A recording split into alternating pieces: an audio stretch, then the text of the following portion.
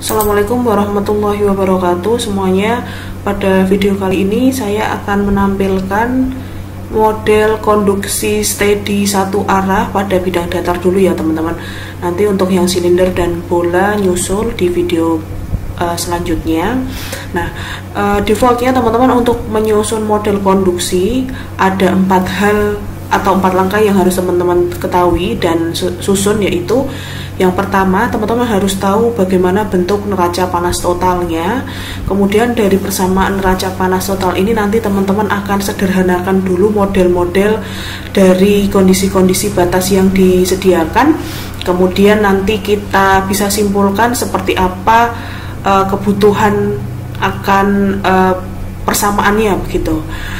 Nah, langkah yang pertama adalah kita akan membuat neraca panas total pada bidang datar. NP total untuk semua hal, baik itu semua kondisi begitu ya. Rumus umumnya adalah key in plus key generation sama dengan key out plus key akumulasi. Dan bentuk dari key in ini nanti kalau kita berbicara terkait dengan bidang datar, maka arahnya ada 3, yaitu key X, key Y, dan key Z. Sedangkan untuk key out itu adalah key X plus delta X, key Y plus delta Y, dan key Z plus delta Z. Sedangkan untuk key generation atau yang dibangkitkan, panas yang dibangkitkan, ini nanti adalah fungsi kecepatan panas yang dibangkitkan terhadap perbedaan volume. Sedangkan untuk panas akumulasi ini nanti berkaitan dengan perubahan energi setiap waktu. Kemudian sekarang kita masuk ke bagaimana menyusun persamaan neraca panas ini untuk nanti kita sederhanakan persamaannya ya teman-teman. Jadi kita masukkan dulu NP persamaannya menjadi seperti ini: K in min K out plus K gen sama dengan K akumulasi. Kemudian teman-teman masukin dulu persamaan yang tadi, kita anggap yang ini karena membahas satu arah. Untuk bidang datar kita nanti notasinya ke arah X saja begitu ya. Q in nanti adalah Qx, Q out adalah Qx plus delta X, Q gen ini nanti saya akan breakdown. Ini nanti adalah G elemen, sedangkan untuk Q akumulasi adalah delta E elemen per delta T waktu. Nah, untuk delta E elemen ini adalah artinya adalah perubahan energi setiap satuan waktu, maka nanti notasinya adalah ET plus delta T min ET. Sedangkan untuk E sendiri itu nanti kita dekati dengan perubahan energi dalam yang mana MCP delta T. M nanti merupakan rumus Rho kali V, V ini nanti A kali delta X ya. Sedangkan C nya adalah C untuk kapasitas panas. Sehingga delta E elemen nanti kita akan buat Rho kali C kali A kali delta X kali T, T min delta T min TT. Sedangkan untuk G elemen adalah yang tadi percepatan konstanta percepatan panas generation dengan kita kalikan dengan V elemen begitu, sehingga G titik kali A kali delta X. Sehingga NP totalnya akan berubah menjadi Qx min Qx plus delta X ditambah G kali A kali delta X sama dengan Rho kali C kali A kali delta X T plus delta T min TT per delta T.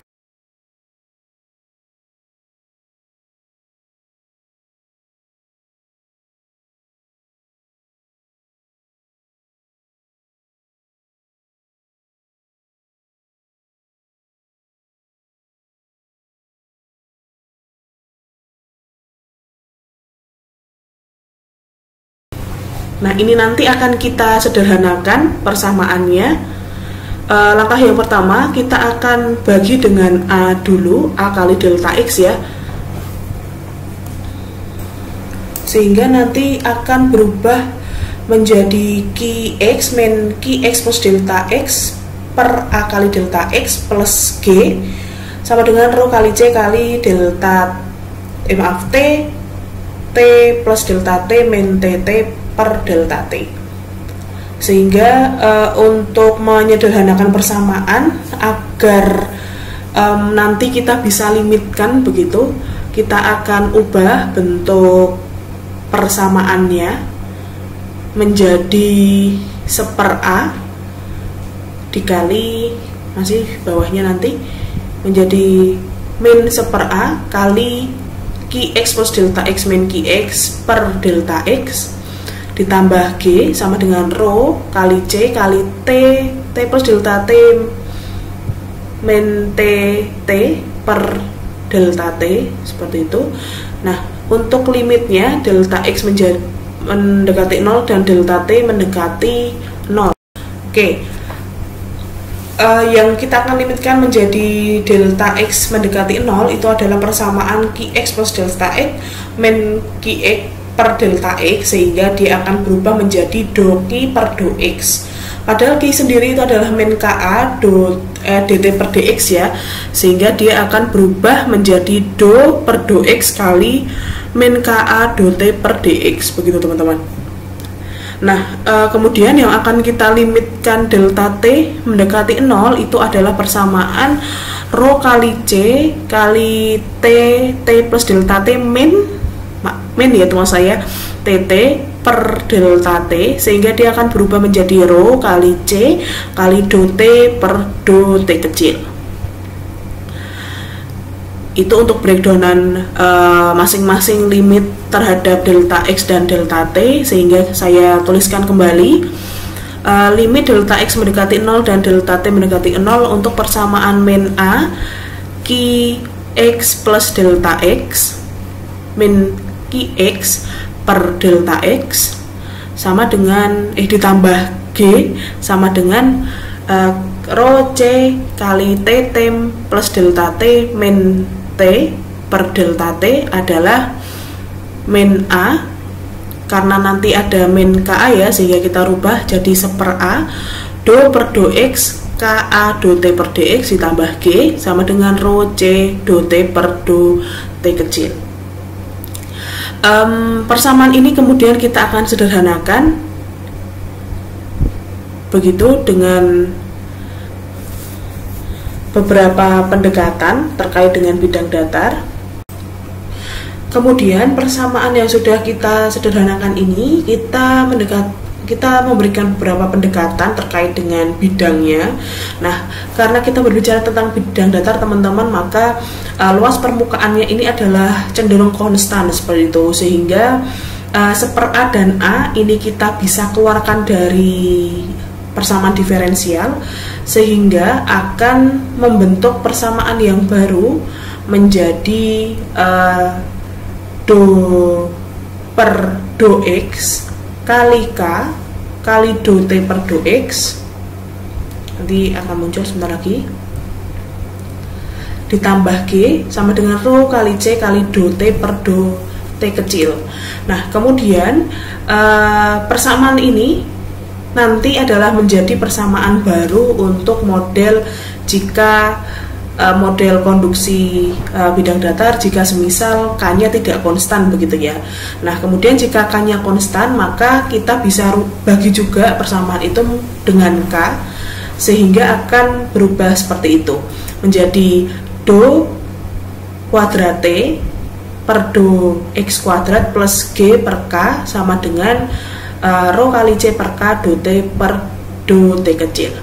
Nah, rho kali C per K ini adalah 1/alfa seperti itu teman-teman, sehingga dengan penurunan persamaan yang kita box warna hijau tadi, kita mendapatkan dua persamaan baru yang berkaitan dengan konduksi bidang datar.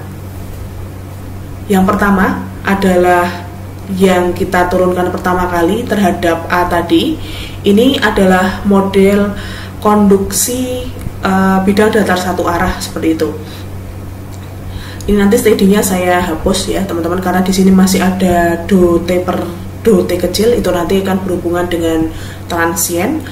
Sedangkan untuk yang bawah yang dibagi K ini nanti akan kita pakai jika semisal bahannya atau benda padatnya sama seperti itu teman-teman, sehingga K-nya akan konstan persamaannya.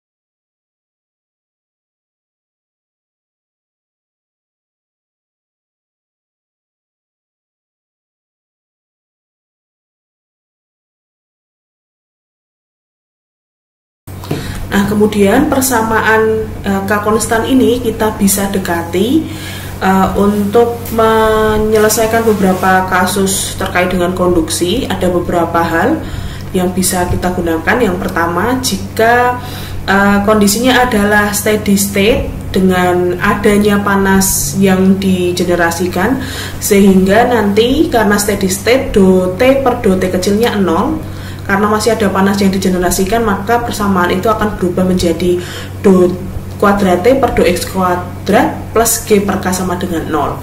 Kemudian kondisi yang kedua adalah kondisinya steady state dan tidak ada panas yang digenerasikan di dalam alat, sehingga akan 0 untuk do per do T nya dan G nya, sehingga akan persamaannya berubah menjadi do kuadrat T per do X kuadrat sama dengan 0, seperti itu teman-teman. Sehingga untuk hal ini kita memiliki 4 persamaan, yaitu yang pertama yang do per do X kali K do T per dx, ini adalah untuk persamaan umumnya. Kemudian yang di box kedua ini kita pakai jika semisal K-nya konstan, dan persamaan 1 dan 2 yang bawah ini